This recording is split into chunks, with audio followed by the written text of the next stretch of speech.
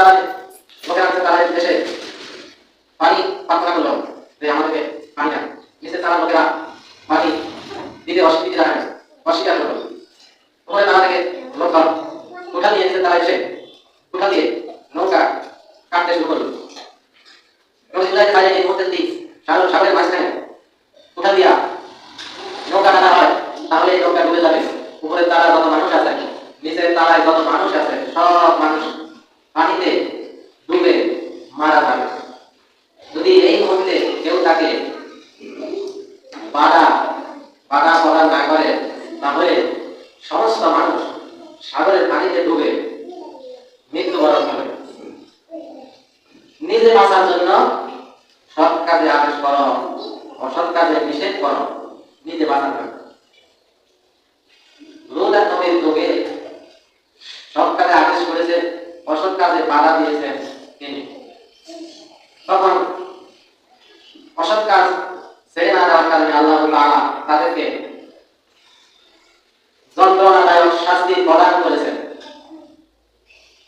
বললেন, তুমি এই জনপদ থেকে বের হয়ে যাও, পিছন ফিরে তাকাইবে না। তিনি তার পরিবার বর্গকে নিয়ে সেই দেশ থেকে বেরিয়ে গেলেন, কিন্তু তার স্ত্রী আল্লাহর হুকুম লঙ্ঘন করলে পিছন ফিরে তাকানোর কারণে তাকে আল্লাহ পাথরের মুক্তি বানিয়ে দিলেন, শাস্তি দিলেন। একজন নবীর স্ত্রী হওয়ার পরেও আল্লাহর হুকুম অমান্য করার কারণে তাকে জীবিত অবস্থা পাথর বানিয়ে ফেলেছেন। অন্যান্য নবীর আমলে ঈসা নবী, মুসা নবী, তাদের উম্মতদেরকে আল্লাহ পাগল বানিয়েছেন, কুকুর বানিয়েছেন, শুকুর বানিয়েছেন আল্লাহর শরীয়ত দখল করার কারণে, আল্লাহর হুকুম অমান্য করার কারণে। কিন্তু আমাদের নবী মুহাম্মদ রাসূলুল্লাহ সাল্লাল্লাহু আলাইহি ওয়াসাল্লামের দোয়ার বরকতে আমরা যে উম্মতে মুহাম্মাদি, কত দাম আমাদের, কত সম্মান। আল্লাহ কাউকে জান্নাতে দিবেন, কাউকে দুজকে দিবেন, কিন্তু দুনিয়াতে শুকুর বানাবেন, বানাবেন আমাদের শ্রেষ্ঠ নবীর মর্যাদায় সম্মান আনবেন। নবীজি প্রতিদিন নবীজি কোরআন তেলাওয়াত করে, প্রতিদিন নবীর উপরে কোরআন নাযিল হয়। একদিন নবীজি তার সাহাবী ইবনে মাসউদকে বললেন, তুমি কোরআন তেলাওয়াত করে আমাকে শোনাও। সাহাবী বললেন, ইয়া রাসূলুল্লাহ, আপনি হচ্ছেন আল্লাহর রাসূল, আপনি হচ্ছেন আল্লাহর হাবিব, আপনি আমাকে কোরআন তেলাওয়াতের কথা বলেন, আপনার চাইতে সুন্দর কোরআন তেলাওয়াত পৃথিবীতে আর কার আছে? নবীজি বললেন, ও সাহাবী আমার, তুমি আমাকে কোরআন তেলাওয়াত করে শোনাও। আমাদের সাহাবী সূরা আল ইমরান তেলাওয়াত করা শুরু করলেন। তেলাওয়াত করতে করতে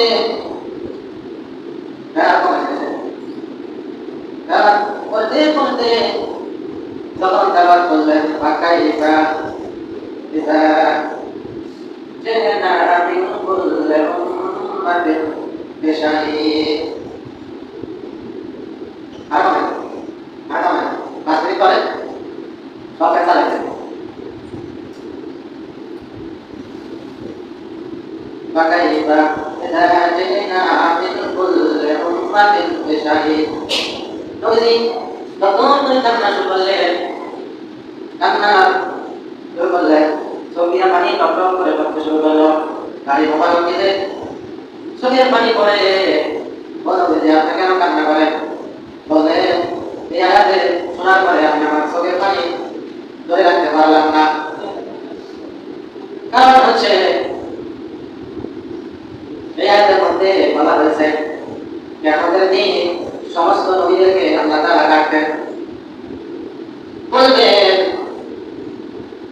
তুমি উম্মতের সাক্ষী প্রদান করো, তারা কি কি মন্দ কাজ করেছে, কি কি নেক কাজ করেছে, সাক্ষী প্রদান করো। আমাকে আমার উম্মতে মুহাম্মাদীকে উম্মতের সাক্ষী দেওয়ার জন্য ডাকা হলে, মুহাম্মদ সাল্লাল্লাহু আলাইহি সাল্লাম, তোমার উম্মতের সাক্ষী প্রদান করো, তারা মন্দ কাজ করেছে, নেকির কাজ করেছে, এগুলা সাক্ষী দাও। ওই দিন কি অবস্থা হবে? এই জন্য আমার চোখের পানি এসে গেছে। আল্লাহ তাআলা বলেন, কুল্লু নাফসিন যায়িকাতুল মাউত। বিচরণশীল যত মানুষ আছে, প্রাণী আছে, সমস্ত জীবের মৃত্যুর স্বাদ বুঝতে হবে সমস্ত জীব মৃত্যু বরণ করবে।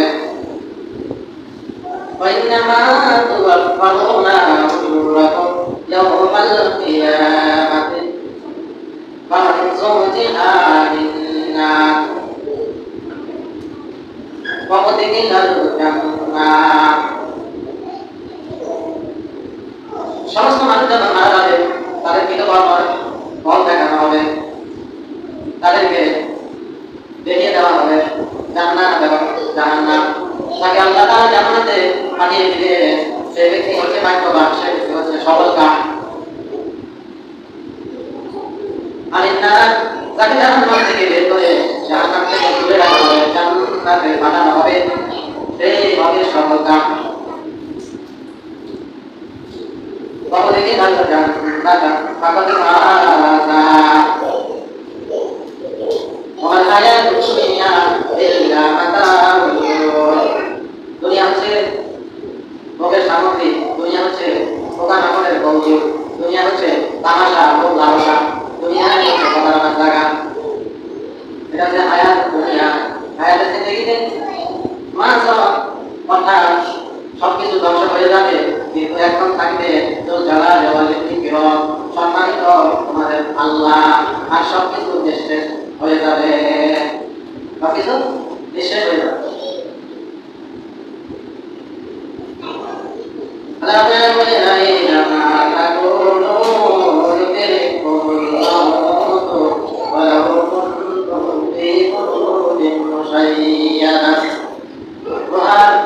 ভিতরে যদি তুমি প্রবেশ করো, সেখানে তোমার মৃত্যু থেকে বাঁচার কোনো উপায় নাই।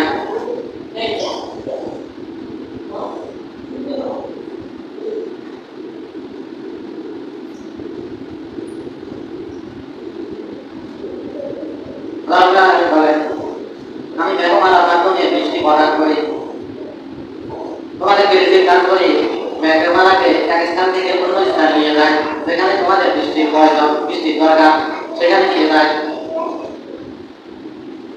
এবং তোমাদেরকে আমি ফল ফলা দিয়ে রিজিক দান করি।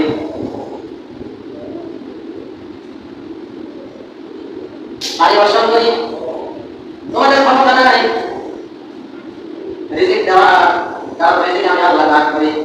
কোন মানুষ একটা মানুষ বানানোর ক্ষমতা নাই, একটা খাদ্য বানানোর ক্ষমতা নাই। আল্লাহ তাআলা খাদ্য উৎপাদন করে মাটি থেকে, একই মাটি থেকে তিনি শস্য উৎপাদন করেন, খেজুর, আঙ্গুর, বেদানা, পেঁয়াজ, রসুন, আদা, মশলা, চাউল, আপেল, কমলা, বেদানা, নারিকেল, মধু, কুন্ডা, এভাবে অসংখ্য রকমের ফল ফলাদি রিজিক মানুষকে দান করেন। কিন্তু কোনো মানুষের ক্ষমতা নাই, একটা মানুষ বানানোর ক্ষমতা নাই, একটা জাম্বুরা বানানোর ক্ষমতা নাই, একটা মাছি বানানোর ক্ষমতা নাই।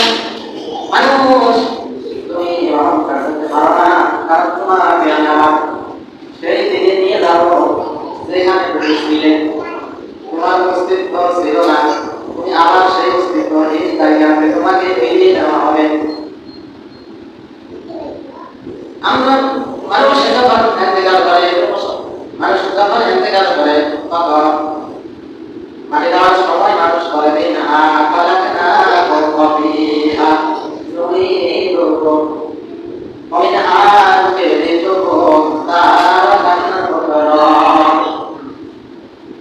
তোমাকে সৃষ্টি করা হয়েছে মাটি দিয়ে, মাটি দিয়ে তোমাকে ফিরিয়ে নিয়ে আসবো। মাটির ভিতর থেকে আবার মাটির ভিতর থেকে আবার আমি তোমাদেরকে জীবিত বের করে নিয়ে আসবো। জনপদ পৃথিবী থেকে, জনপদ থেকে এমন কোন মাখলুক নাই যে বের হওয়ার সময় আমি আল্লাহ জানি না। জনপদ থেকে কি বের হয়, তারা জনপদের ভিতরে প্রবেশ করে। আসমান থেকে জমিনে কি নেমে আসে, জমিন থেকে আসমানে কি উঠতেছে, সবকিছু আমি আল্লাহ দেখতেছি।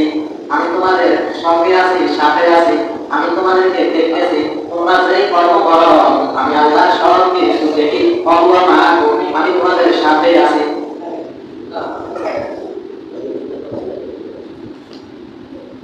আল্লাযী খালাকালাকুম মা আমিল আরদ, তিনি আসমান সৃষ্টি করেছেন, জমিন সৃষ্টি করেছেন 6 দিনে। তোমরা সাবা ইলাল আরশি, 6 দিনে জমিন আসমান পৃথিবী সৃষ্টি করার পরে তিনি আরশে আজিমে সমাসীন হয়েছে, একটা চেয়ার বানিয়ে সেখানে বসেছেন, সেখান থেকে পরিচালনা করছেন পৃথিবী এবং আসমান জমিন সাগর।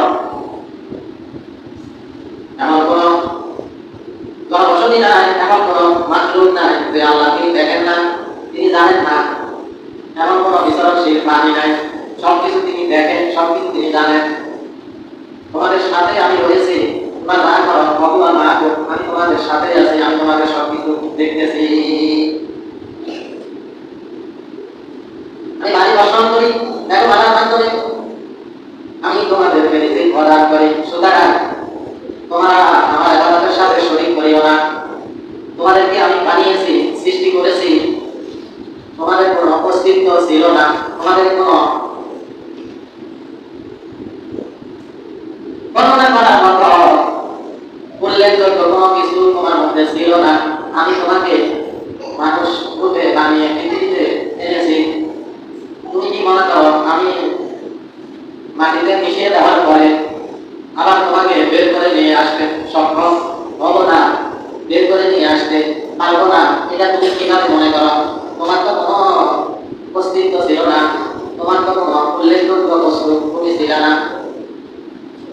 তো সেখান থেকে যে আল্লাহ তোমাকে এত বড় করেছেন, এত সুন্দর করেছেন, সে আল্লাহ আমার মাটির সাথে তোমাকে মিশিয়ে দিবেন, ফিরিয়ে দিবেন, পুনরায় অস্তিত্বহীন করে ফেলবেন, আবার তিনি অস্তিত্ব রূপ দিয়া তোমাকে বের করে টেনে নিয়ে আসবেন।